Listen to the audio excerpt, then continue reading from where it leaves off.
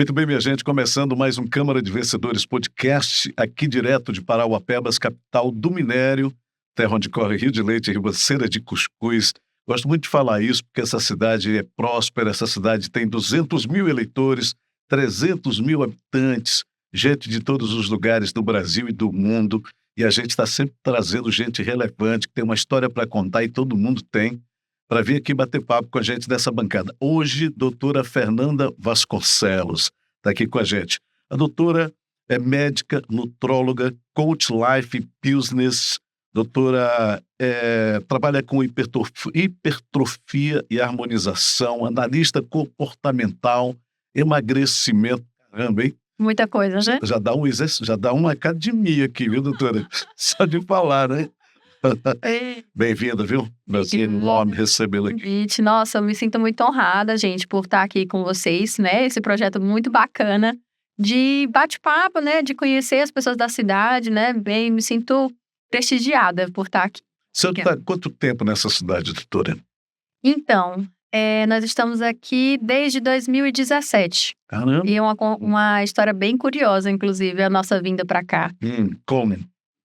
Olha, nós recebemos um convite, eu recebi um convite do diretor do hospital, do HGP, porque simplesmente tinha tido um tiroteio no meio da UTI. Caramba. E a minha colega médica abandonou o plantão porque ela ficou traumatizada.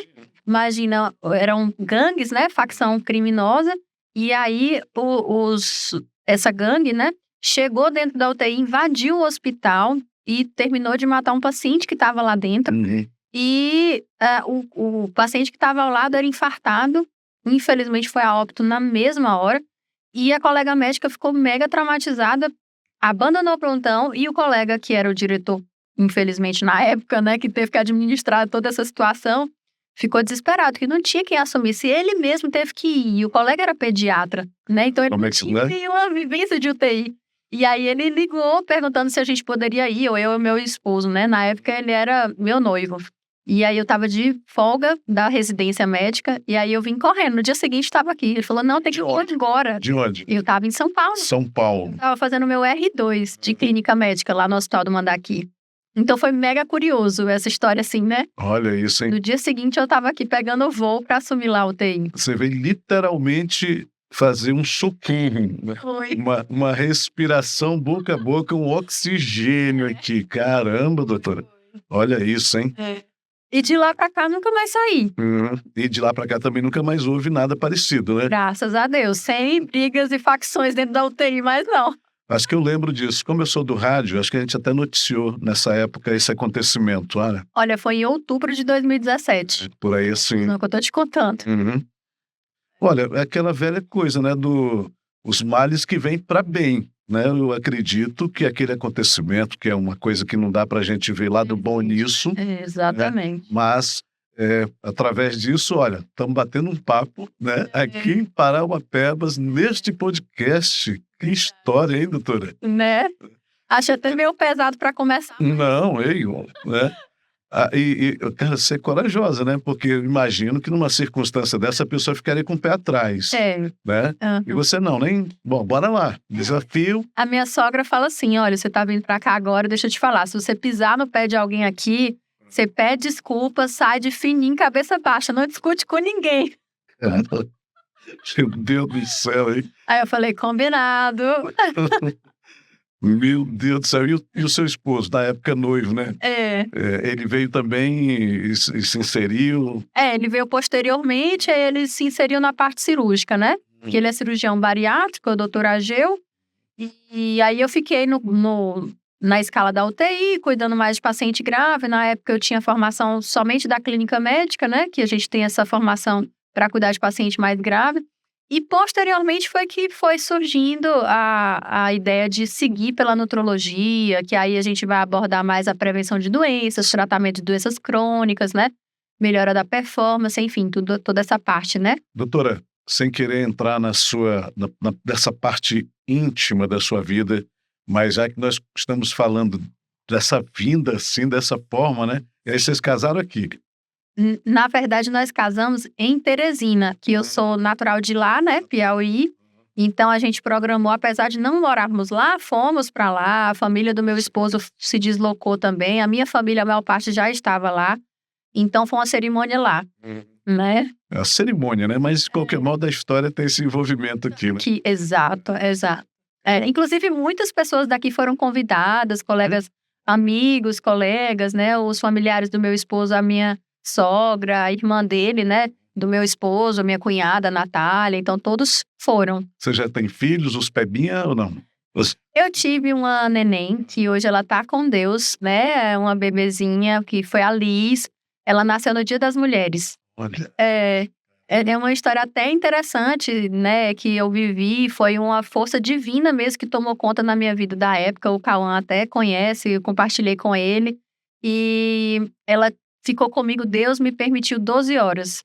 E foram as 12 horas que Deus quis, da forma como Ele quis, foi. Sem nenhuma intervenção arrepiei. humana para interrupção ou algo assim, né? Então foi muito difícil. Na época a gente soube, tomou conhecimento dessa questão que ela teve, né? Que foi uma má formação de uma mutação aleatória X que surgiu do nada, sem caráter hereditário, ou seja, nada no meu DNA ou no DNA do meu esposo.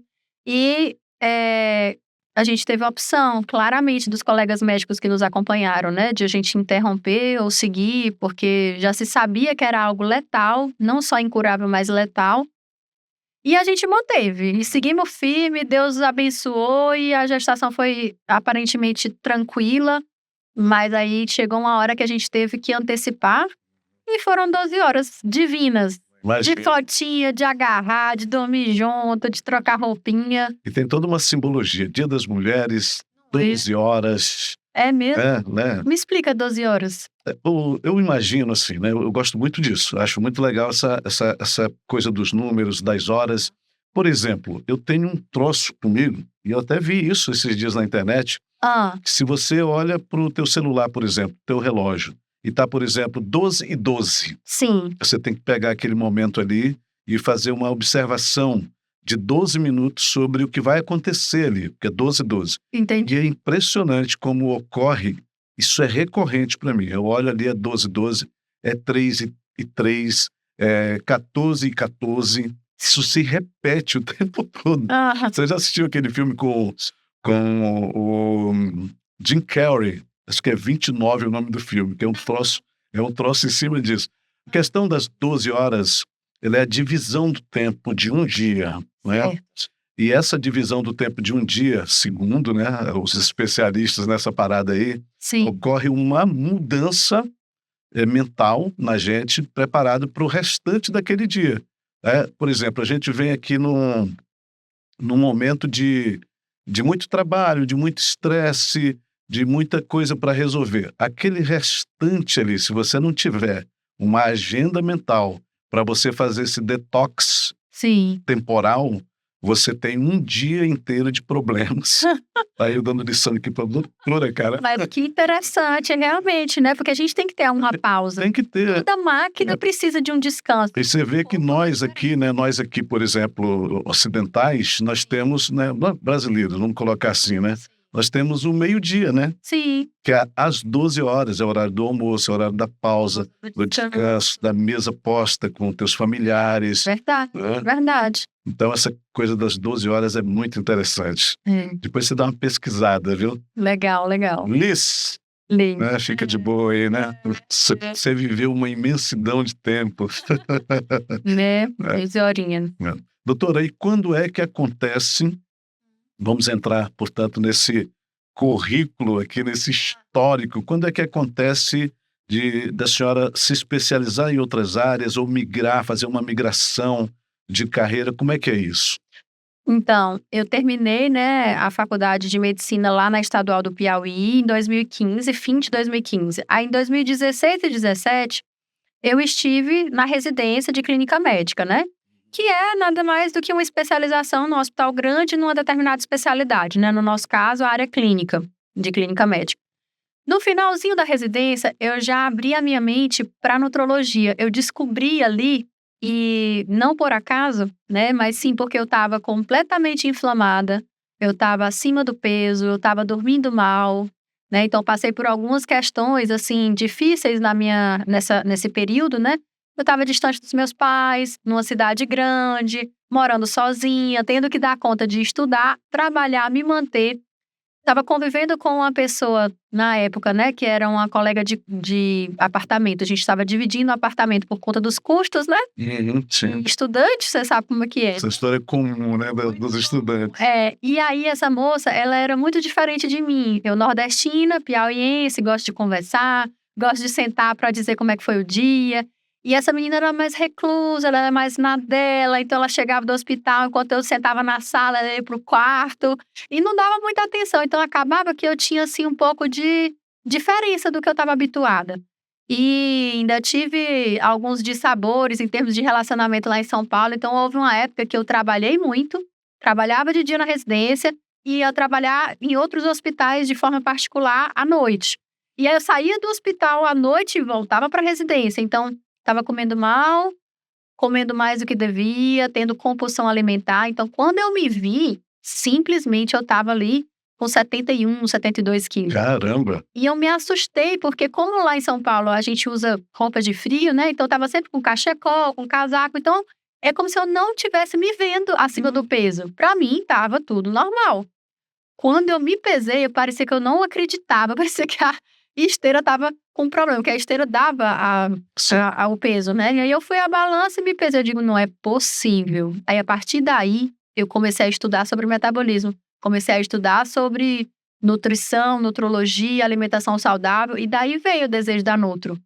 E aí, então, comecei a Nutro de cabeça mesmo, assim, profundamente, porque era um tratamento para mim que acabou que virou a minha especialidade mesmo, né? E ninguém melhor, né, para fazer uma prova social de que o seu negócio funciona. É verdade, porque a gente experimentou realmente toda essa mudança, né? É como se eu pudesse dizer mesmo para o meu paciente, olha, eu já estive aí no seu lugar, né? Então, assim, é até um estímulo, né, para esse paciente que muitas vezes está sofrendo com excesso de peso, cansaço, fadiga crônica, né? Compulsão alimentar, tudo isso. Doutora, aí depois você chegou no peso que você queria, peso ideal, e foi de quanto? O meu peso habitual na época era 62, 63, né? E aí eu baixei para 64 inicialmente, depois desse boom aí de explosão de ganho de peso, que eu retornei a quase o meu peso habitual, aí eu comecei a me debruçar na nutrologia, né? E aí eu descobri a alimentação plant-based, que é a alimentação vegetariana. É uma alimentação que envolve muito mais plantas do que animais, né? Então a gente reduz carnes, queijos e ovos e opta mais para o que é mais natural. Então, legumes, verduras, frutas, cereais integrais, como aveia, arroz integral, por exemplo. Aí a proteína vegetal, ela vai estar nos grãos. Então a gente vai ter feijão, grão de bico, lentilhas, ervilhas, soja, tofu, fava. É uma proteína mais magra, praticamente não tem gordura, né? Ela não tem colesterol, então ela reduz o risco cardiovascular. Ela vai ter muitos micronutrientes, vitaminas, né? Então, assim, é uma alimentação mais saudável, mais anti-inflamatória e uma alimentação que, além de todas essas características, acaba reduzindo o risco de câncer, por exemplo, reduz a pressão arterial, reduz o risco de diabetes. Então, quando eu me vi nessa dieta, eu disse, poxa, eu fui fazer uma especialização para entender mais, para atender os meus pacientes. Mas quando eu descobri toda essa gama de benefícios, eu acabei me tornando vegetariana. E assim eu sou há 7 anos. E aí eu diria, né, que ao se tornar muito mais do que uma profissional nesta área, você ganha uma missão, ganha um propósito. Verdade. Né? Porque está para muito além da sua pegada anterior na medicina, Sim. Que é fazer tratamento antes, prevenção. Caramba, hein? Olha isso. O que eu acho mais excitante na área, eu sou até suspeito para falar, mas é você poder antever o problema. Poxa, olha, que eu tô vendo. Se você continuar por isso aí, olha, 2, 3 anos você vai estar assim. E aí? Entendeu? Então, mais do que você só fazer um tratamento, é você antever, ver antes do problema acontecer. E conseguir redirecionar. Evitar que aquilo venha à tona de verdade ali, né? Doutora, aí vamos pegar aqui um pouquinho ainda no antes, né? Sim. Porque do mesmo modo que mudar hábitos alimentares vai evitar uma série de problemas, quando você não tem esse parâmetro e você vai seguindo a tua vida no fluxo alimentar, vai chegar um momento que você está muito propenso, está muito sujeito, está muito por conta do que tudo isso, desses maus hábitos alimentares pode fazer com você. A senhora elencou aqui uma série delas, diabetes, pressão alta, colesterol, essa coisa toda, né? Então, do mesmo modo que nós temos aqui uma reeducação alimentar que pode prevenir tudo isso, quem neste momento está levando a vida, né, de qualquer modo, olha para onde está indo, hein? Exato, o oposto disso seria o junk food, né? Que são os processados, ultraprocessados, fast food, entendeu? A pessoa trocar um prato de comida de verdade por um sanduíche, por um hambúrguer, por batata frita, por refrigerante, né? Milkshake. É o junk food, é o pior estilo alimentar possível que alguém pode seguir. Doutora, chega um momento que a pessoa passa a gostar da comida saudável, porque, cara, as comidas ruins, elas são muito boas, tirando. Deixa eu te falar, o nosso paladar, ele se habitua. Então, por exemplo, hoje você pode não ver graça, às vezes, em comer um brócolis, por exemplo. E aqui eu quero fazer um parêntese. Tudo tem que ter tempero, gente. Não tem como você comer as coisas sem tempero. Então vai lá, bota um salzinho, coloca um azeite, coloca um chimichurri, um Ana Maria, inventa. E isso vai facilitar e muito a adesão alimentar de qualquer cristão numa alimentação saudável, tá? Mas, ainda assim, você pode temperar da forma que for. Se a pessoa está viciada num paladar, às vezes, infantil, num paladar riquíssimo em gordura saturada, gordura trans, que é aquela gordura da indústria, em açúcares, saborizantes, flavorizantes, que é a comida processada, altamente processada, que nada mais é do que você produzir um produto alimentar mesmo. Você não é uma matriz alimentar, não é algo que veio da terra, que Deus preparou para nós, não. É um negócio modificado, é um negócio cheio de gordura e açúcar para te viciar. Só para te falar, esses alimentos demoram anos na prateleira. Por quê? Tá cheio de conservante, cheio de veneno ali, para ele não estragar. Entendeu? Então, assim, essa pessoa que está habituada com esse tipo de alimentação, dificilmente ela vai ter paladar para perceber, para sentir o sabor bom dos alimentos mais naturais. Então, vai precisar de fazer um detox muitas vezes. Porque não é assim da noite para o dia que a gente começa a gostar desses alimentos mais saudáveis, né? E nem é da noite para o dia que se aprende a fazer um tempero gostoso. E não é nem da noite para o dia que se faz qualquer coisa, né, doutor? Exatamente. O problema é que a gente, com relação a essas coisas que a gente não quer abrir mão, a gente começa a colocar dificuldades. É verdade. A gente coloca muita dificuldade naquilo que é saudável, porque vai exigir um sacrifício, né, vai exigir um esforço, vai exigir uma virada de chave. Sim. E a gente parece-me que nasceu para o conforto, né? Nasceu para o comodismo, para a inércia, né? E Porque é bom. só para o que é bom, porque, olha, enquanto a senhora estava falando desse negócio aí de processado, sorvete, açúcares, enchi a boca d'água aqui, ó. Cara, o veneno é bom, né? Caramba. Tudo que é bom, mata ou engorda, né? Já dizia a música. Já dizia Roberto Carlos, né? É verdade, né? Dizem os especialistas que uma coisa, né, um hábito, e aí a alimentação também é um hábito, leva 21 dias, Sim. né, para a gente se habituar com a novidade. Sim. Em se tratando de alimentação, doutora, a senhora tem um parâmetro, uma ideia, uma linha do tempo em que a gente pode dizer, caramba, venci o problema, deixei para trás e a partir de agora eu consegui encontrar aqui o meu caminho para uma vida saudável? Olha, eu te diria que é bem variável, porque eu tenho contextos metabólicos distintos. Um paciente que tem uma insulina de 5 é um paciente que é muito mais capaz, metabolicamente falando, sem preconceito algum, mas ele é metabolicamente mais propenso a seguir o que a gente pede, as orientações, do que um paciente que tem insulina de 40. Nós temos um contexto, né, hormonal que orquestra todo o nosso metabolismo. E essas diferenças, elas existem e são reais. O nível de fome desses dois pacientes é completamente diferente, né? O nível de saciedade desses pacientes, então, vixe, nem se fala. Então, essas diferenças, elas têm que ser consideradas. E, além disso, existe também a questão da disciplina, né? Fora essa questão orgânica, ainda tem o padrão de cada um, né? Tem pessoas que são mais desleixadas, tem pessoas que já, não, tem que fazer, vamos fazer certinho. Se for pra gente iniciar, vamos fazer até o fim, né? E tem aquele paciente que, infelizmente, ele já vem de uma vida um pouco mais frouxa ali, mais, né? Então, segunda-feira começa, não. Ai, mas só aqui. Aí quando vê que não, já fez de novo, aí já caiu na tentação ali de novo. É sempre segunda ou dia 1º, É.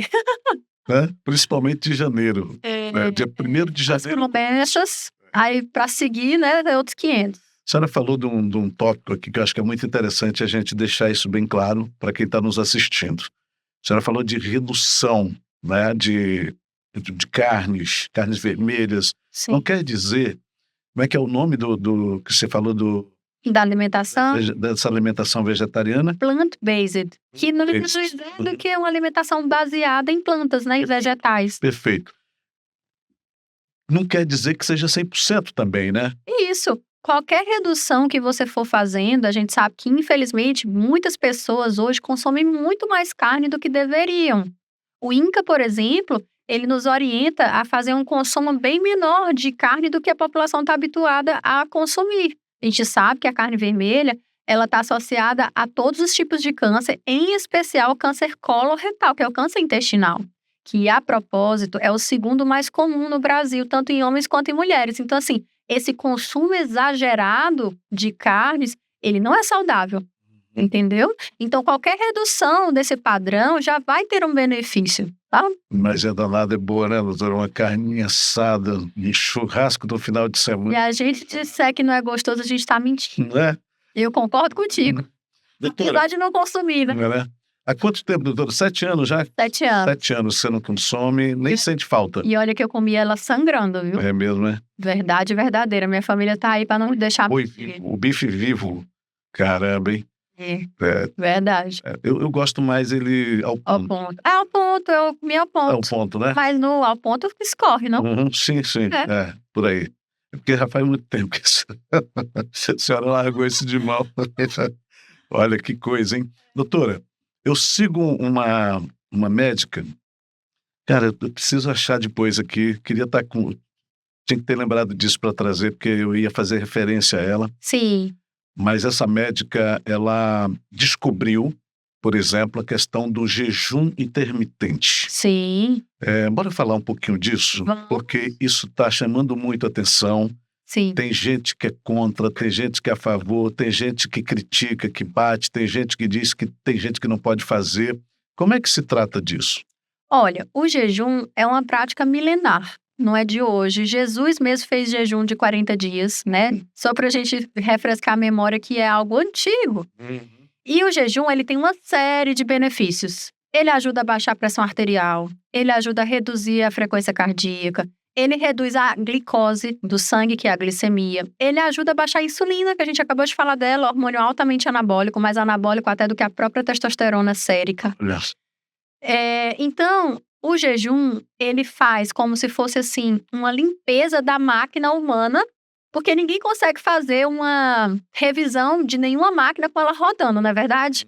Então, para você fazer uma revisão minimamente ali, você tem que deixar seu carro parado, senão não tem como o mecânico ir lá e revisar. O que que tá errado, trocar o óleo, acrescentar água, você tem que parar com o carro.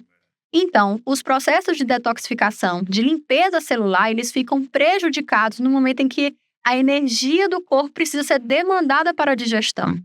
Então, se eu pauso por um instante os processos digestórios, eu vou canalizar toda essa energia que tem no meu corpo e tem de sobra, porque a gente tem gordura acumulada, a gente tem reserva não só de gordura, mas também de glicogênio, que é o carboidrato estocado tanto no fígado quanto no músculo, e isso é ótimo, porque é isso que dá performance esportiva para as pessoas. Então, essas reservas vão ser utilizadas como fonte de energia enquanto a pessoa está em jejum e vão ser canalizadas pura e simplesmente para o nosso metabolismo basal, ou seja, respirar, caminhar, tomar banho, trocar de roupa, a caloria ali para fazer essas atividades e os processos de limpeza celular. Então, isso é fato, né? Agora, em relação a algumas pessoas que têm uma baixa massa muscular, nós, médicos, especialmente as pessoas que também entendem um pouco de metabolismo, nós ficamos preocupados, porque se a pessoa já tem uma baixa massa muscular e ela faz jejum, devido a essas reservas já serem poucas nessas pessoas, existe a chance de haver um consumo de músculo e aquela pessoa perdeu um pouco de massa muscular que ela já tem. Nesse contexto, realmente, é preocupante de fazer jejum. Ou seja, não dá para o cara decidir fazer jejum sozinho. Tem que ter orientação. Sem dúvida, sem dúvida. Primeiro porque ele precisa de um período de se adaptar. A gente chama assim, cetoadaptação, né? Que é se adaptar a usar os corpos cetônicos, que são os metabólitos da gordura digerida, que estava acumulada, que vai ser digerida e vai ser usada como fonte de energia, né? Então, existe um período para se cetoadaptar, para que a pessoa não passe mal, para que a pessoa se sinta tranquila. Ela, fatalmente, a partir de um determinado período, que é variável de cada um, ela pode se sentir um pouco mais lenta, mais lentificada. E ok, é natural isso. A via principal de energia no nosso corpo é através da glicose. Se eu vou usar gordura, essa energia vai ficar mais lerda mesmo, mais devagar, né? Tudo com gordura mais devagar. Perfeito. Você vê que quando você come coisas gordurosas, o estômago demora mais. Se você faz um churrasco, por exemplo, você não estava falando de carne. Claro. Então, se você faz um churrasco ali o dia todo, comendo gordura, né, carne e tudo, vai demorar bastante. Às vezes você vai chegar no outro dia, você não vai estar com fome ainda. Às vezes à noite você está cheio, né? Porque a gordura demora de ser digerida. Da mesma forma, a utilização dela como fonte de energia também é lenta. Então, o jejum ele tem vantagens, porém, para pessoas que têm uma baixa massa muscular, é interessante que ou reduza o tempo de jejum, né? Ou, como eu já tive uma paciente adventista, e ela já era vegetariana, então já tinha as taxas bem boas, né? Mas a ideia do jejum dela não era por emagrecer ou metabólica, né? A ideia dela era religiosa. E eu tive que pedir para ela, olha, vamos reduzir esse jejum? Será que a gente pode combinar aqui menos horas? E aí foi o jeito, porque ela já tinha um IMC, se não me engano, de 17. E o IMC normal vai de 18,5 a 24,9. Então ela já tinha um IMC mais baixo, né? Ela se sentia bem e queria manter o jejum. E eu tive que aconselhá-la que reduzisse, né? O IMC é o índice de massa corporal, exatamente. Que é o cálculo do peso pela altura ao quadrado. Doutora, e falando de Jesus, né? Jesus fazer 40 dias... Dá pra gente seguir Jesus num monte de coisa. No jejum tá mais difícil. Né? Você nunca fez jejum? Me consta. Nunca fiz jejum, doutora. E é uma coisa que me chamou muito a atenção por conta dessa médica que eu sigo. Me chamou muito a atenção exatamente pelos benefícios, que são maravilhosos. Né? Qual seria a dica, assim? Bora fazer uma consulta aqui rapidinho, né? Aproveitar, né? Fazer uma consulta. Já aproveito. Estou diante da doutora aqui. Né? Vamos fazer lá alguma consulta aqui. Como é que seria? Por onde se começa essa história do jejum? Quer uma dica para começar a cetoadaptar? Janta cedo, o mais cedo que você puder. Que seria cedo? Pois é. Até 18 horas? O que você puder jantar para não ficar com fome antes de dormir. Entendeu? Porque se você ficar com fome antes de dormir, nada é feito. Porque a ideia é jantar cedo, dormir, acordar e esperar ficar com fome para comer. Muitas vezes, você há de convir comigo, a gente come porque alguém tá chamando, porque chegou a hora, porque vai sair, tá com medo de ficar com fome no meio do caminho ou do trabalho, aí você acaba quebrando o seu jejum, e eu gosto de dizer assim, que quebrou à toa. Por quê? Esse período que você ficou sem se alimentar, o seu corpo tá puxando das reservas para poder suprir o necessário de energia para o metabolismo basal, que é aquele respirar, caminhar, tomar banho, se vestir, trabalhar. Funcionando, né? Funcionando, exatamente. Então, ele está tirando das reservas. Se você nem está com fome ainda, ou seja, seu corpo nem te reclamou, e você foi lá à toa e quebrou o jejum, você perdeu a oportunidade de queimar mais gordura ali durante 1, 2, 3, 4 horas, por exemplo. À toa, porque você nem sofreu, seu corpo nem te pediu, o estômago nem roncou. Então, uma ideia bacana é jantar cedo sem sofrer, sem precisar lanchar antes de dormir e tomar café obedecendo os seus sinais corporais. Ou seja, o estômago roncou, aí você... E em casa, então, eu, por exemplo, estou comendo o tempo todo em casa. O tempo todo, vou na geladeira. Aí pego uma fruta. Ainda bem que é coisas mais saudáveis, né? Mas é muito interessante, né? Porque primeiro você vai... O teu corpo, ele não para de funcionar. Então, ele vai estar queimando. Você vai dormir, todo, né? E acordou no outro dia, você fez um jejum bacana. Isso. Durante um período que você não está realmente comendo, né? O sono te ajudou, porque no período do sono tu estava inconsciente ali. Então, mesmo que tenha dado um pouquinho de fome, passou. E aí você alongou ali. Só, se você for comer, por exemplo, às 8 da noite e esperar até às 10, poxa, aí já são 14 horas de jejum, entendeu? Perfeito. Doutora, e esse jejum, ele é total, completo, água, tudo? Como é que é? A água precisa entrar. Seguramente, a água não deve ser jejuada, de forma alguma. Perfeito, Nosso corpo, ele trabalha todas as reações metabólicas em meio aquoso. Então, privar o organismo de água, eu não acho que seja uma medida inteligente, não. perfeito. Gostei da dica, doutora. Adorei, vou botar em prática, viu? Me conta, me marca. Vou sim. De tantas horas, doutora Fernanda. Eu vou fazer, inclusive, a pesagem antes, né, para eu ver ao longo do tempo como é que meu corpo vai se comportar com isso.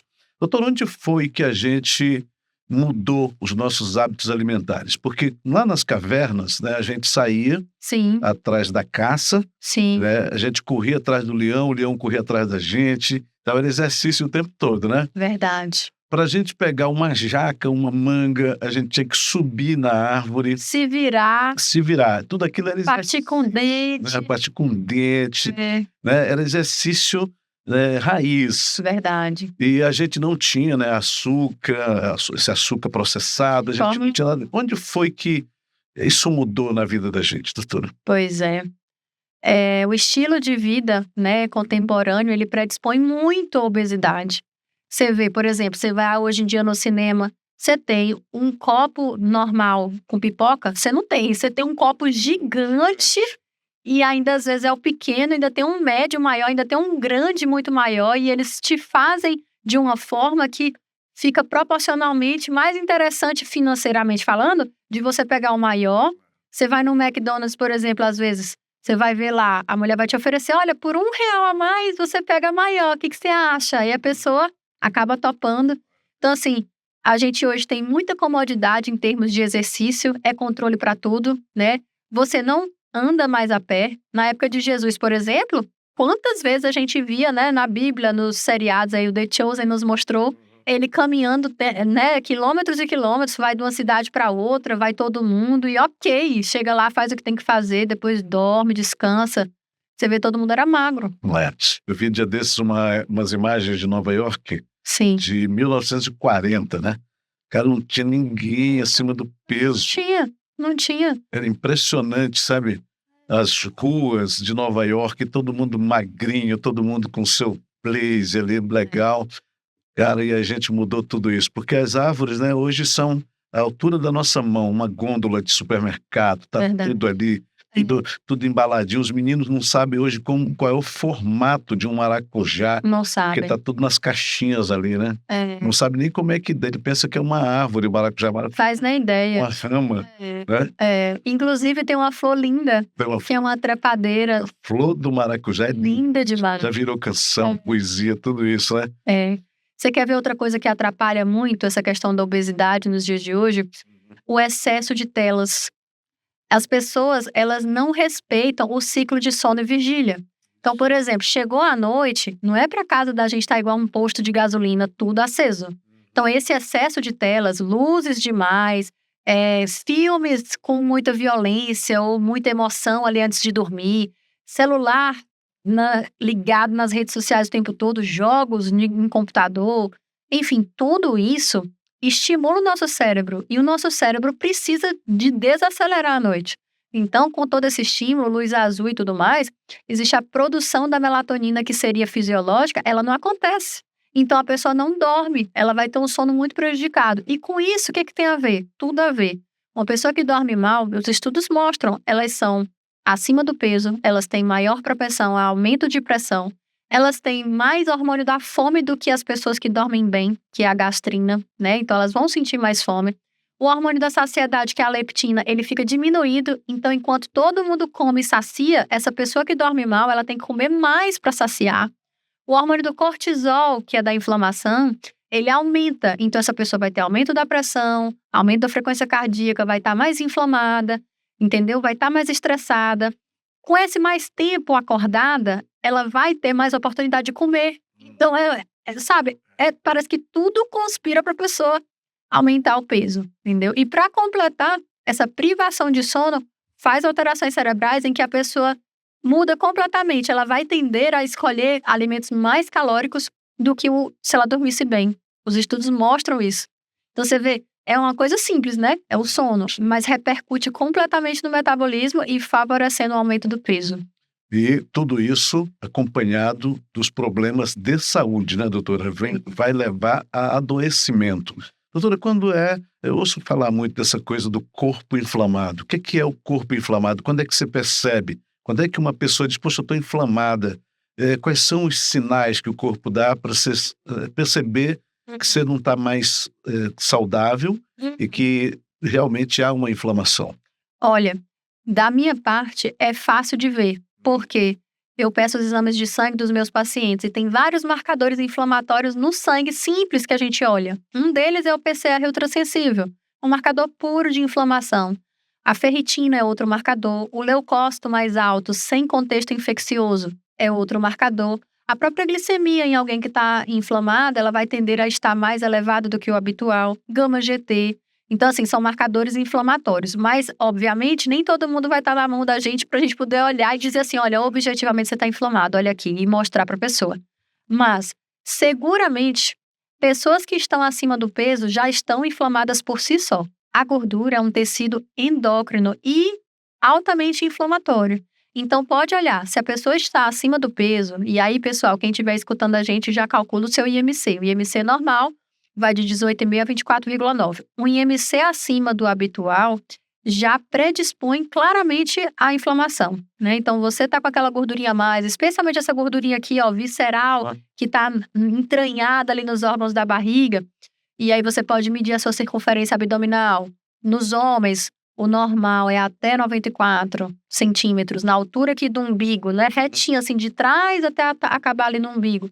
Das mulheres até 80, então, passou disso, poxa, a chance de você estar inflamada é grande, né? Porque a gordura é inflamatória, né? Pessoas que adoecem muito, o tempo todo tá doente. É fungando o nariz, é a garganta doente, é resfriado, é cansaço, muito cansaço, o tempo todo se arrastando ali, fazendo as coisas, indisposição, faz um lance de escada ali, já cansou, meu Deus. Não, gente, a pessoa tem que ter disposição, né? Mas para isso a saúde tem que estar em dia, né? Outro sinal, né? A pessoa que tenta emagrecer, faz tudo certinho, aí ela é aquela perda de peso amarrada, que você faz de tudo, as tripas do coração, perde 1 quilo, perde 2 quilos. Aí vai no churrasco no fim de semana, ganha 3 quilos, ganha mais do que ela perdeu. Essa pessoa, tranquilamente, ela deve estar inflamada, ela deve estar com um contexto de insulina mais alta. E o culpado não é a insulina, o culpado é o excesso de calorias que estão entrando. E o pâncreas, coitado, tá fazendo, trabalhando para poder secretar essa insulina e jogar essas calorias para dentro da célula. Pessoas que andam com muito inchaço, retenção de líquidos, né? Pessoas que têm o intestino preso, né? Passa ali 2, 3, 4, eu tenho no consultório pacientes que levam 7 dias para fazer cocô. Gente do céu, não pode. Isso seguramente nos inflama.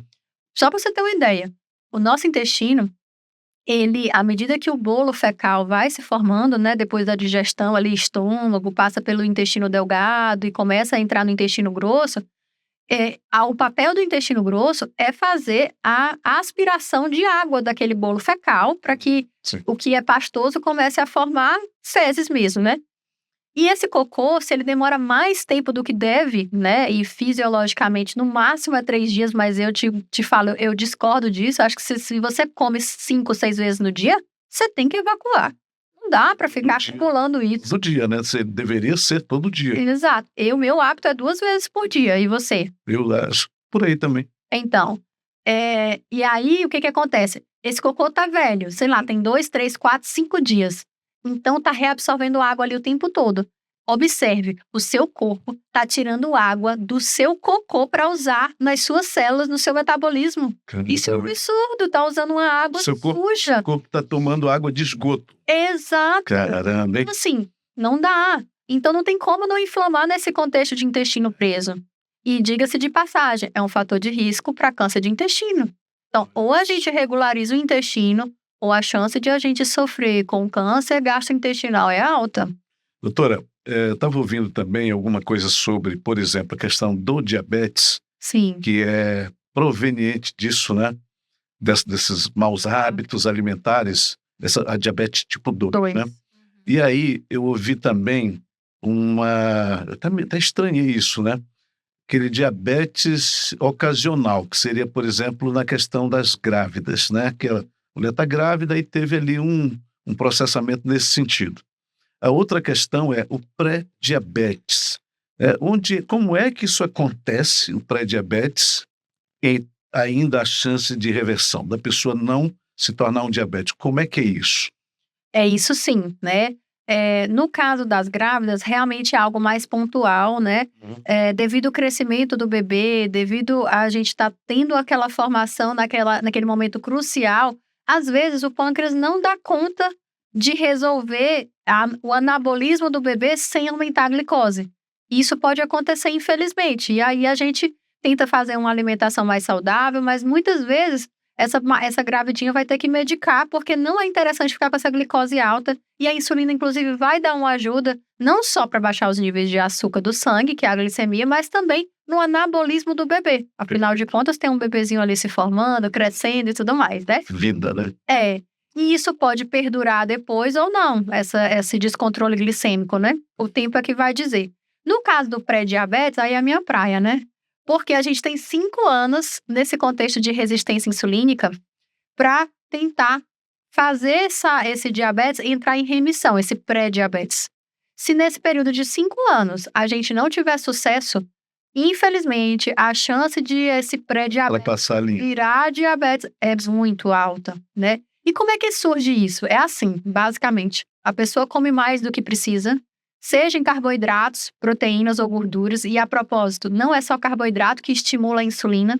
O nosso pâncreas libera insulina tanto com proteína quanto com gordura e carbo, tá? Então a pessoa come mais do que deveria. Então eu tenho um receptor aqui na célula que vai se conectar com o hormônio insulina. Esse é o habitual. Um receptor para uma insulina, certo? Conectou, aí a insulina vai dar o comando para a célula de levar essa caloria para dentro da célula e assim baixar o nível de açúcar do sangue, que é a caloria que a pessoa comeu. Esse é o normal. Quando as pessoas comem mais do que precisam, eu tenho muita caloria para jogar para dentro da célula. E aí o pâncreas vai ter que liberar mais insulina para dar conta de fazer esse transporte. Só que os receptores, eles não aumentam, eles continuam do mesmo número. E eu tenho muita insulina liberada porque eu tive estímulo de alimentação exagerada. E aí eu tenho um contexto de mesmo número de receptor com muito mais insulina. Esse contexto a gente chama de resistência insulínica. Trazendo para uma linguagem mais fácil de entender, é como se o receptor dissesse assim: ué, insulina, tu tá aqui de novo, tu tá aqui o tempo todo. Eu nem sei mais quando eu tenho que te obedecer, porque o tempo todo tu tá aqui no meu pé. Daí o nome resistência. Exatamente. Então, a insulina não consegue mais fazer o papel dela, porque ela tá em demasia, como se fosse uma lei da oferta e da procura. Aí o receptor nem responde mais. E aí essa caloria, em vez de ir para dentro da célula e obedecer à insulina, não, ela ficou sem moral. Então o receptor ficou resistente a ela. E aí a glicose começa a aumentar, porque não consegue entrar dentro da célula. Então, esse contexto, ele vai passando com o tempo. Chega uma hora que a hemoglobina glicada, que deveria ser de até 5,6, começa a altear. Aí vai 5,7, 5,8, 5,9. E aí ela vai aumentando. E junto com ela, aumenta a glicose também, porque não consegue entrar na célula. E esse contexto inflamatório vai dificultando. A pessoa vai fazendo as tentativas, dieta, exercício, e às vezes ela fica amarrada àquela perda de peso. Isso é altamente inflamatório. E aí, depois de 5 anos, em geral, a hemoglobina glicada já passou de 6,4, que é o ponto diagnóstico para o diabetes tipo 2 propriamente dito, né? E a glicemia de jejum também, que deveria ser idealmente até 85, já passou do 99, já passou do 126, que já é critério de diabetes mesmo, né? Então, a gente torce para que esse paciente chegue para nós na fase de pré-diabetes, né? Para a gente poder ter a chance de mudar esse percurso. Eu vejo muita gente vendendo. A internet é uma maravilha. A internet é um supermercado, né? É impressionante o que tem de gente vendendo solução, né? Principalmente milagrosas, fáceis. Então, vamos lá. Vamos destruir ou corroborar com esses mitos, né? A diabetes tipo 2, que é adquirida, né? Não é isso? Isso. É reversível ou não? É reversível. Tranquilamente é reversível. Vários pacientes que a gente consegue emagrecer, seja de forma clínica, seja de forma pós-cirurgia bariátrica, a gente consegue. A gente tem um pouco de receio de falar assim de cura, né? Sim. Porque existe uma propensão genética, tanto que a pessoa chegou ao nível, né, de pré-diabetes, por exemplo, e se ela não se cuidar, se ela de repente estava ótima, voltou os marcadores para o normal, né, tá magrinha, não tem gordura visceral alta, mas se de repente ela voltar a meter o pé na jaca, ter uma alimentação junk food, como a gente falou lá no início, infelizmente as coisas vão desandar e aí o que a gente poderia ter falado em cura não é mais. Porque os contextos metabólicos, eles mudam. Não existe nada estático, né? A gente tem que estar cuidando o tempo todo, tem que estar vigilante o tempo todo. Você tem uma ideia. A pessoa treina, maravilhosa. Passou 2 semanas de férias sem treinar, o metabolismo celular do músculo, né, da célula muscular, já mudou. As mitocôndrias que ele aumentou dentro de cada célula para aumentar o gasto calórico dele, já voltou ao basal de sedentário. Cara, Então, ele pode treinar 10 anos, ele passar 2 semanas sedentário, já voltou. voltou pra estaca zero, hein, velho? Mitocôndrias baixo que ele era quando não trazia nenhum exercício. Então, ou a gente vigia e mantém o cuidado, não dá, entendeu? E aí você tem que, uma vez que topou, né, uma vez que virou a chave, mudou os hábitos, quer agora uma vida nova, verdadeiramente nova daqui para frente, vigilância 24 horas, permanentemente, fazendo aquilo que deve ser feito para manter, portanto, os níveis novos. A gente fala assim, que você tá vivo, né? Eu tô viva. Então, de vez em quando, a gente fazer uma coisa gostosa, né? Comer algo que a gente tá com vontade, não há problema algum. O problema é a rotina, entendeu? Então, assim, poxa, desandei ali, tem nada não, minha rotina é boa, eu posso, ok. Você tem crédito. Exato, você tá vivo, né? Também você não vai se desligar de todos os prazeres daquilo que você gosta, né? Mas tem uma vida de equilíbrio. De qualquer modo, nós estamos vivendo um tempo que eu acho que é muito bacana. Parauapebas, por exemplo, hoje é uma cidade que talvez até exista ainda mais espaço, mas nós estamos muito bem servidos de clínicas, de profissionais, academias, muita gente, né, adotando novos hábitos. Graças a Deus, né? Então a gente tem visto isso de uma maneira muito bacana. É uma demanda mercadológica que se coloca aí, e aí nós temos as lojas dos suplementos, essa coisa toda. Qual é o sinal verde, amarelo, vermelho que a gente tem que ter com relação a isso? Porque se a gente, né, que nasceu para o conforto, para a tranquilidade, para a inércia, vai em busca dessas coisas céleres, rápidas, com resultados imediatos, quase sempre tem uma oferta no mercado. Como é que faz com relação a isso? Agora mesmo saiu uma pesquisa, um levantamento, foi feito aí, acho que pela Anvisa, que condenou aí uma série de... Como é que chama essas coisas novas que estão aí? Não sei o quê. Esses medicamentos, você fala? Não é medicamento, é suplemento alimentar mesmo. Suplemento? De suplementos, a gente tem a creatina. Creatina. Descobriram agora que a creatina, foi feita uma avaliação aí, tem um monte que não é recomendável e tal. Olha, foi feita uma pesquisa também, assim, nós temos sempre várias pesquisas, né? Que comprovou que vários wheys, ou seja, suplementos de proteína, estavam contaminados, não estavam ofertando o que estava constando na tabela. Então, assim, a gente tem que estar sempre vigilante a essas pesquisas, logicamente, checar se a marca que a gente consome está dentro daquela lista que não dispõe do que indica na tabela, né? Então, e tá sempre vigilante, porque a gente não tá imune, ninguém tá imune a isso. Por exemplo, eu faço uso da creatina, a minha Creapure, né? Que é uma creatina que a gente confia mais, digamos assim, né? Um método mais puro de produzir esse suplemento, né? Mas não tem como, a gente vai ter que ficar sempre vigilante às pesquisas, perguntar para os colegas os colegas médicos, os nutricionistas que estão mais à frente nesse assunto, né, de suplementos, especialmente os médicos do esporte, os colegas da nutrição mais esportiva, né? Porque, infelizmente, tudo que a gente for consumir hoje em dia, a gente tem que ficar checando tudo. A gente nunca sabe se aquela informação, de fato, ela é real, se ela é procedente, se a marca é confiável. dá uma olhada sempre no Reclame Aqui, né? Uhum. Olha a dica, hein? Porque infelizmente ninguém tá imune, né? São as propagandas enganosas, né? Agora, doutora, cá para nós, né? Tecnologia. Dá um Google aí facilmente, Um Google. o ChatGPT. E o ChatGPT, nós usamos aqui na nosso estúdio aqui, o Renaire é o ChatGPT, é o homem do ChatGPT. Agora, doutora, a tecnologia alimentar é uma maravilha, né? Porque, cara, essas creatinas, eu vou usar o creatina porque tá mais comum, assim, mas tem vários. É uma maravilha, né, doutora? Maravilhoso. Olha, os sistemas de energia do nosso corpo, basicamente, né, são 3. O primeiro é a fosfocreatina, que está dentro do seu músculo. O segundo é a reserva de glicogênio, que é uma reserva limitada também, né? Que está no fígado e no músculo. E a terceira aí é praticamente ilimitada, né? Que é a nossa reserva de gordura. Então, assim, quando você suplementa a creatina, você está dando mais força de explosão para o seu músculo. Então, você vai aumentar o desempenho, vai melhorar a sua performance, exceto se o seu esporte for na água, né? Se for na água, você pode se sentir um pouco mais pesado para fazer aquela dinâmica esportiva. Mas, tirando isso, vai melhorar bastante, especialmente se for algo de velocidade, Sim. né?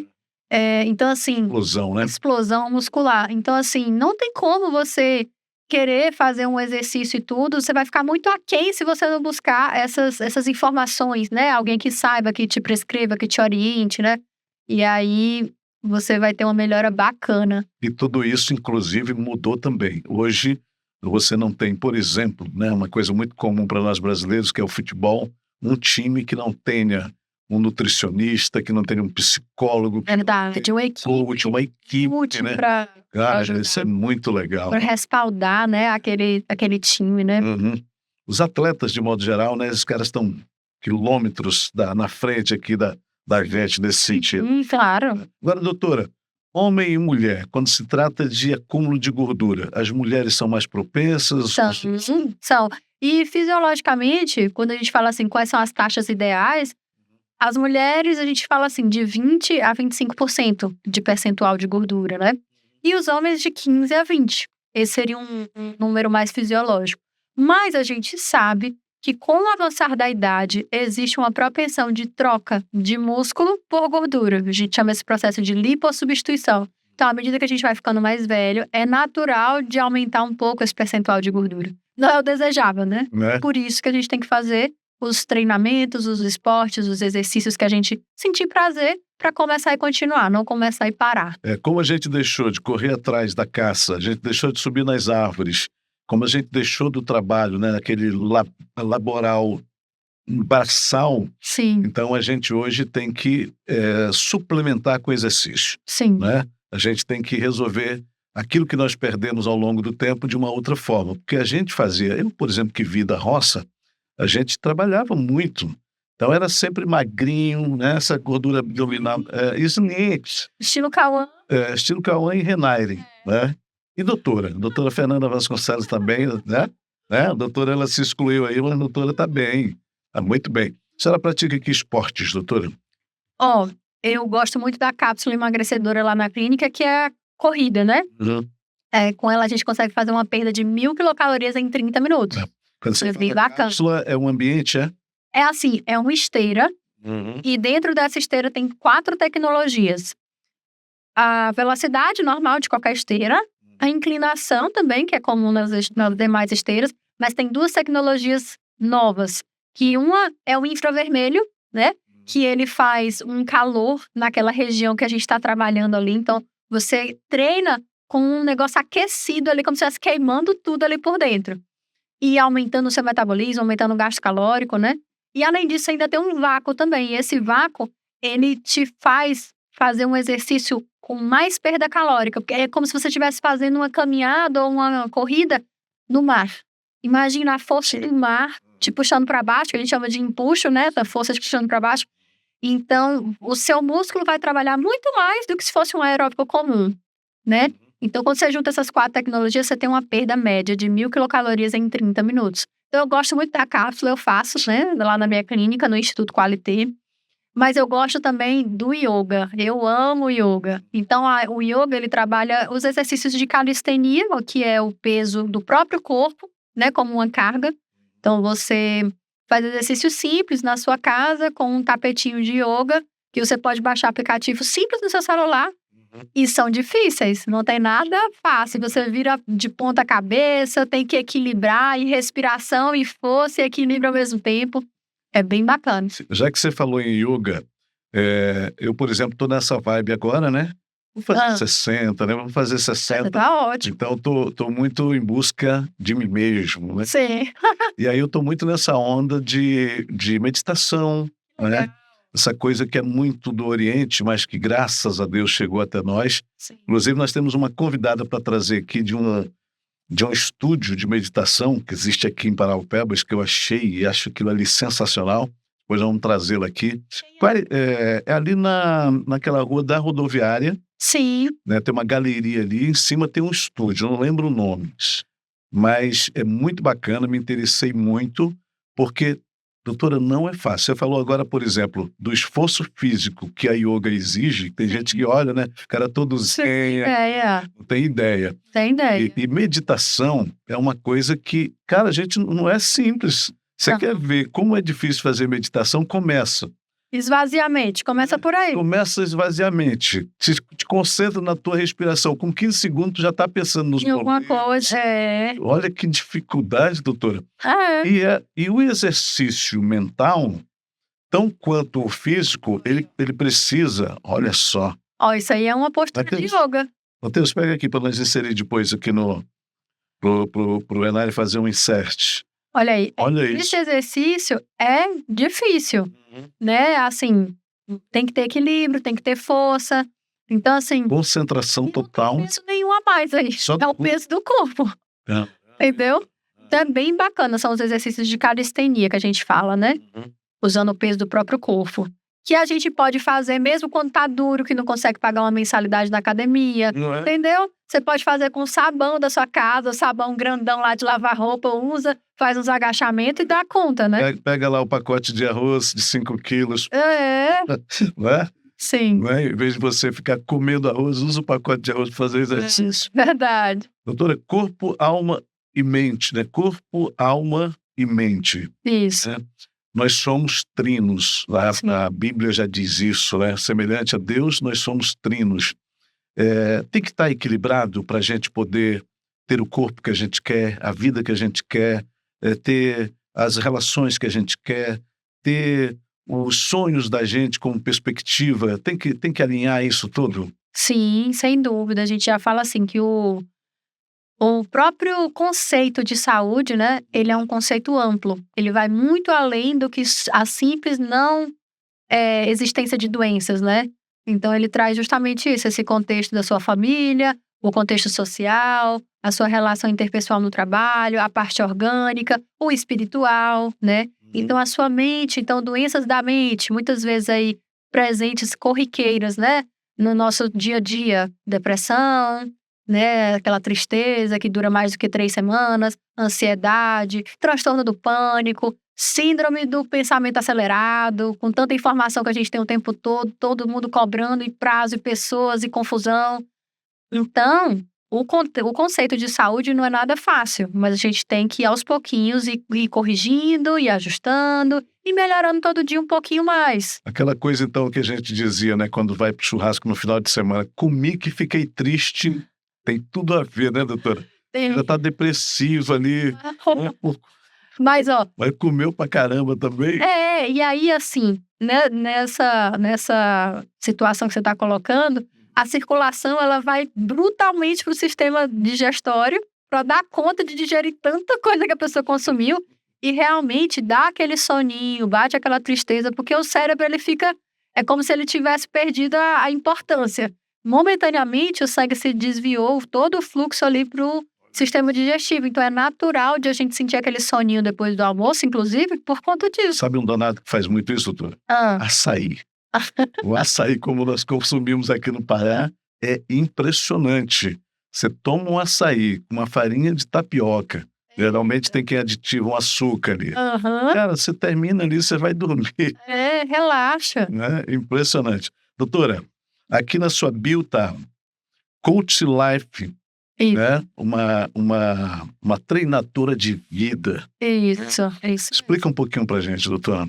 Então, o coaching, né, é um sistema de acompanhamento mesmo. E aí a gente fala assim, life ou business, né? Como você deve ter visto aí. Coach Life Business. Isso, porque a gente consegue dar um suporte para aquela pessoa no contexto tanto profissional quanto de life, né, de vida, Sim. dando um direcionamento para que a própria pessoa entenda através de ferramentas simples, né? Qual a melhor saída para aquela situação em que ela está vivendo? Qual a meta que você tem hoje? Onde você quer chegar?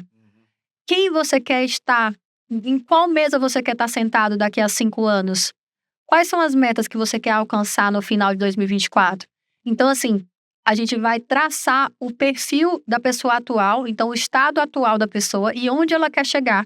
E nada mais é do que você promover esse caminho do estado atual para o estado desejado, trazendo tanto as influências mentais, né? Quanto as influências físicas mesmo, né? Para ajudar essa pessoa a chegar nesse estado desejado. Seja no contexto de empresarial ou no contexto de life. Era isso que eu ia entrar. Eu lembro que a coisa de uns 20 anos atrás, mais ou menos, trabalhava numa empresa em Imperatriz e nós introduzimos ali um trabalho de uma psicóloga e ela começou a entrar nesses aspectos de quebra de paradigma, essa coisa toda, né? E de lá para cá isso houve uma evolução muito grande, isso é muito legal.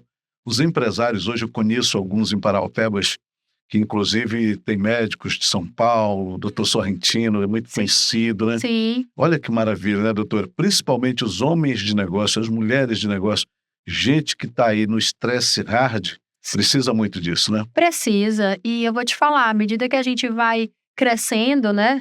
Que a gente vai alcançando os nossos objetivos, a gente vai demandando mais desafios. E esses desafios, para serem vencidos, eles não são vencidos à toa. A gente tem que perguntar para quem sabe e estar muito bem mentorado, né? Então, essa mentoria, ela é necessária. Então, assim, se hoje você tá sozinho, tá com algumas demandas, tá com alguns desafios, você tem um coach ali para te direcionar, para te ajudar, para te indicar leituras, para fazer ferramentas para que fique fácil a sua decisão, a sua tomada de decisão, que vai influenciar um monte de coisas. Você pensa que não, mas atrás de um CNPJ tem um CPF. Então, se esse CNPJ tá desorganizado, tá mal gerido, pode ir atrás que na vida pessoal alguma coisa está fora do lugar. Porque geralmente, quando a gente tem uma vida organizada, o CNPJ deslancha. E aí a ideia do Ou coach. vice-versa, né, Ou doutora? vice-versa. A empresa não está legal, o cara leva isso para casa. É A verdade. casa não está legal, o cara traz para a empresa. É verdade. É verdade. Tá tudo conectado, né? Analista comportamental. A senhora é daquela que olha pro cara e já sabe a vida dele todinha? Então, deixa eu te contar. Existem 4 tipos de perfis de pessoas, basicamente, né? É como se Deus, quando estivesse fazendo cada um de nós, estivesse colocando características específicas. E nós temos o influente, por exemplo, que é aquela pessoa que sorri para todo mundo, que é das pessoas, que ele tá cansado ali de uma rotina de trabalho, mas ele gosta de ir para um pub e conversar com mais pessoas e se conectar. E ele é o típico vendedor, é aquela pessoa que interage, enfim, que tem toda essa característica de persuasão, né?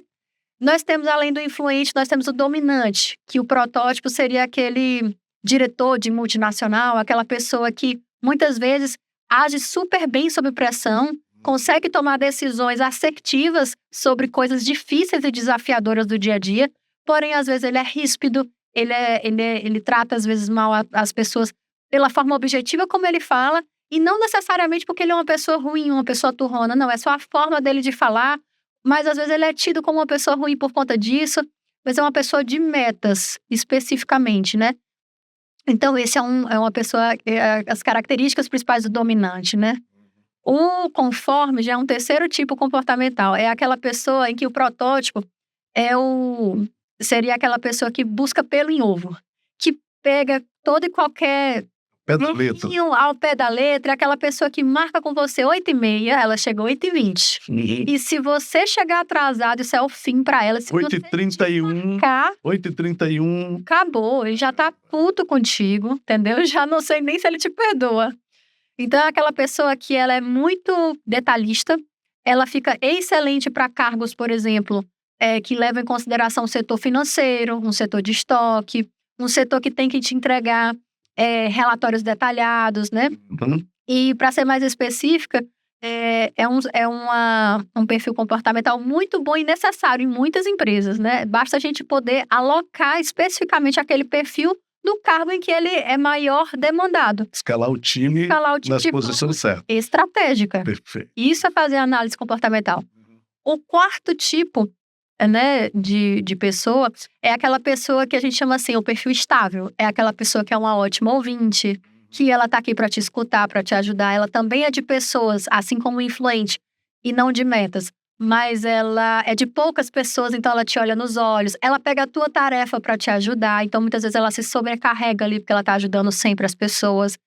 Então, o protótipo seria a pessoa do telemarketing que faz o pós-venda, por exemplo. Tá ali para ouvir a experiência do cliente, para escutar o feedback, né? Então, é o estável. Mas também o estável, ele vai acumulando ali. Muitas vezes, ele escuta calado, mas também quando ele explode mesmo. Então, basicamente, seria essa questão da análise de perfil, é você entender a pessoa com quem você está se relacionando, né? Dar essa devolutiva para ela, que aí, às vezes, você vai desfazer tanto mal entendido. Por exemplo, imagina um influente que é de pessoas casado com um conforme, que é uma pessoa mais reclusa, mais na dela, mais detalhista, enquanto o influente é mais sorriso, mais tá de boa. Muitas vezes a gente vai se ver ali em conflitos desnecessários, porque se as pessoas entendessem de que o perfil de cada um iria relevar tanta coisa, não é? Certeza. Iria entender por que o outro agiu assim, por que ele respondeu assado. Os RHs, doutora, como é que é? Não. Os RHs, doutora, eles precisariam de um analista comportamental? Sem dúvida. O profissional de RH deveria, inclusive, passar por isso, né, doutora? Para que ele pudesse fazer isso. Sem sombra de dúvida. Com certeza. Imagina você detectar o perfil influente do vendedor que faz a linha de frente de vendas da sua loja? Né? Você vai colocar um estável para fazer venda? Não dá. Entendeu? Como coach, doutora, a senhora abre para fazer esses treinamentos ou não? Sim, Né? com certeza. A gente faz tanto a nível de empresa, né, para fazer toda essa análise, inclusive ver se os cargos ocupados estão adequados para os perfis, né, que seria o DNA organizacional que a gente fala, né? Sim. Quanto no individual também. Nosso negócio aqui, o Câmara de Vencedores, ele nasce de uma mentoria política para vereadores. Sim. Né? E nós temos em Imperatriz um médico que trabalha conosco, naquela região lá. Imperatriz, Açailândia, Itinga, Dom Eliseu. Sim. E ele me falou desses comportamentos. Então, quando a gente... Você já conhecia. Então, quando a gente vai, por exemplo, pegar uma campanha, ele vai junto para a gente analisar qual é o perfil do candidato. Sim. Né? Se o candidato tem um determinado perfil, eu não tenho aqui de cor, que a senhora relacionou aí os 4, né? Vamos pegar o influente, que imagina-se que a maioria dos políticos deveriam ter esse comportamento. Exato. Mas nem sempre são. Então, a gente vai trabalhar em cima daquilo para desenvolver o projeto de campanha. Sim. Né? Porque senão, a gente vai estar querendo que o cara seja acelerado, que o cara seja comunicativo, que o cara seja sorridente possível, quando ele não é. E aí não dá para... Aí fica complicado, porque aí, senão, antigamente o marketing fazia isso. Ele transformava como é o outro ali, o cara que é mais recluso? Nós temos o conforme, né? Conforme. O cara é conforme, aí você chega lá e quer fazer esse cara expansivo. Aí você cria um personagem. Aí quando esse cara ganha, ele vai para a prefeitura. Mudou outra pessoa agora. Mudou outra pessoa, né? O marketing atual, não, vai pegar o perfil comportamental e vai trabalhar em cima disso. Exato. Porque a ideia não é vender um personagem para o público. A ideia é vender um gestor. Seja ele... Real, né? Real, né? Olha que maravilha, hein? Já que nós chegamos nesse ponto. Que bacana, né? Olha, foi dos cursos que eu fiz, esse foi o melhor. Puxa. E esse conhecimento de análise de perfil comportamental. me fez ter uma leitura muito maior, uma conexão muito maior com as A pessoas. senhora tem um scanner embutido. Não, olha, Fico com pena do doutor. O doutor chega em casa, a doutora faz aquela escaneada de cima e embaixo. Você sabe que a visão da mulher, o super-homem se gaba daquela visão de raio-x, que nada, meu. Quem tem visão de raio-x é mulher, né? mulher danada mesmo, né? E olha, ainda tem a visão que não é orgânica, viu? Que é o sexto sentido. Não precisa dizer nada e nem ter nada aparente, ela sabe. Pois cuidado com as mulheres de vocês, viu? A mulher Não tem nada errado, hein?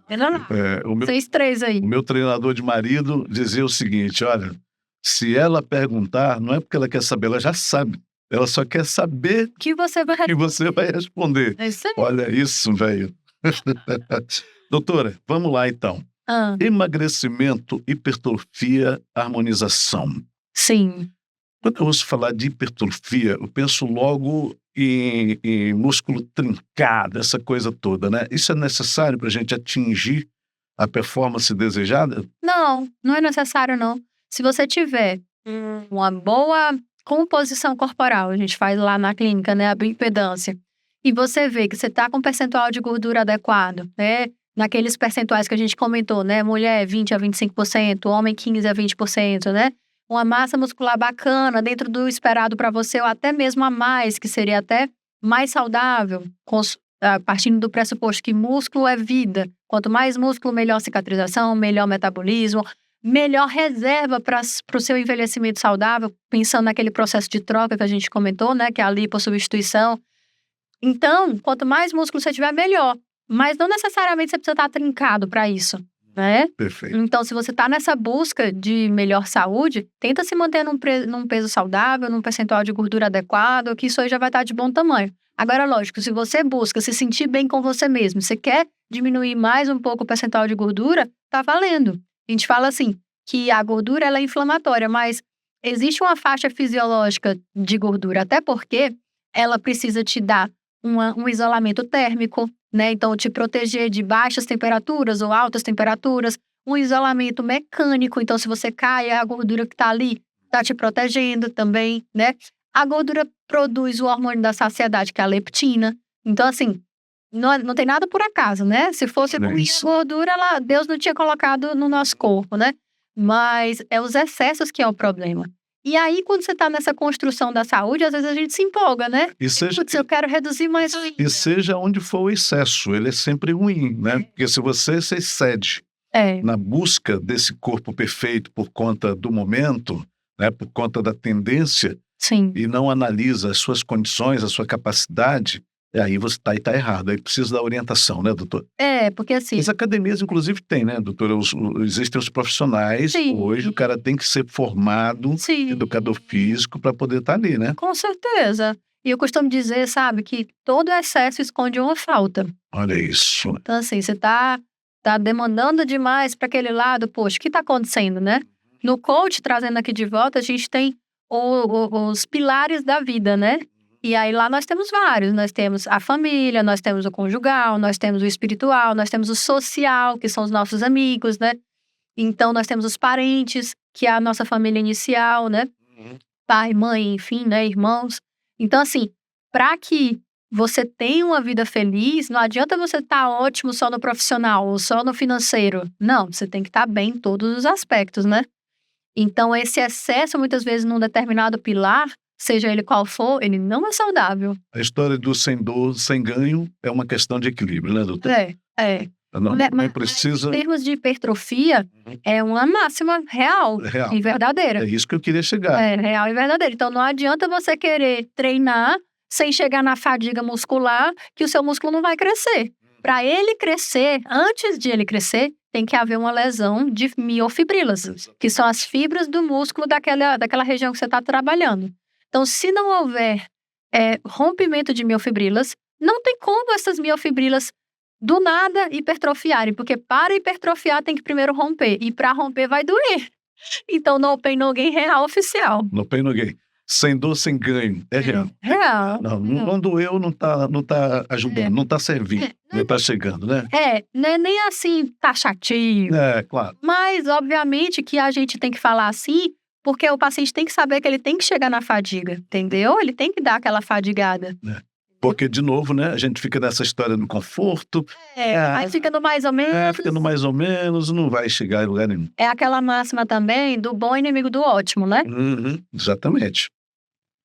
Doutora, para a gente finalizar, eu adorei o papo, olha, a gente passaria aqui o dia inteirinho conversando sobre isso, mas isto significa que nós vamos agendar outras voltas no plural aqui, porque eu acho que um bom papo, mais do que render audiência, é uma prestação de serviço. Isso hoje aqui foi muito isso. Vamos lá? Vamos falar de como é que as pessoas me encontram, onde é que está a clínica, quais são os seus endereços virtuais, Sim. Quais os serviços. A gente já falou aqui, mas, por favor, elenque novamente para a gente poder fazer deste episódio algo que as pessoas realmente saibam onde encontrar a doutora Fernanda Vasconcelos. Sim. A nossa clínica fica no Instituto Qualité, ali ao lado do Chiquinho Sorvetes, na Rua F, número 200B. Ela fica entre o Chiquinho Sorvetes e o Itaú Macarone, que inclusive mudou ali da 14 para a Rua F agora, né? Bairro União, a gente funciona das 8 às 12 e das 14 até o período da noite. A gente está com a academia agora, então acaba que no período noturno a gente tem os agendamentos de treino, né? E os nossos Instagrams, o meu pessoal é @dra.fervasconcelos e o da clínica é @Instituto Qualité, com 2 T's. Facinho. Tem um WhatsApp profissional lá? Tem sim. Diga-me. É o 99301-0003. Perfeitamente. Doutora, eu vou lhe dizer uma coisa, olha. Diga. Todas as vezes que eu quero ir lá na Qualité, eu vou pro Chiquinho Sorvete. Ou vou pro Macarone. Mas pelo menos vá dos dois. Meus amigos tá do Macarone. Caramba, hein? Bora equilibrar, Adorei o papo, doutora. Foi muito bom, viu? Obrigado, tá por ter vindo. Imagina, eu que agradeço a honra de estar aqui com vocês. Agradecer o nosso social media em comum, né? Nós dividimos esse social media, que é o Matheus Cauã, baita profissional. Um dia desses vamos fazer um episódio com o Matheus aqui. Top. Obrigado, Matheus, por ter feito essa agenda. Adorei. Uma das melhores que a gente já teve, sem nenhum demérito para nenhum convidado que já passou por aqui, mas adorei mesmo. Que bom, fico feliz. E vou justificar ter dito isso. Todas as vezes que a Chara entrou em determinados aspectos, é como se eu estivesse diante de uma vidente. Estava falando da minha vida. Dou não sei onde, dou não sei o quê, fazer isso, fazer aquilo. Comportamento, então, nem se fala. Adorei. Obrigado, tá? Obrigada também.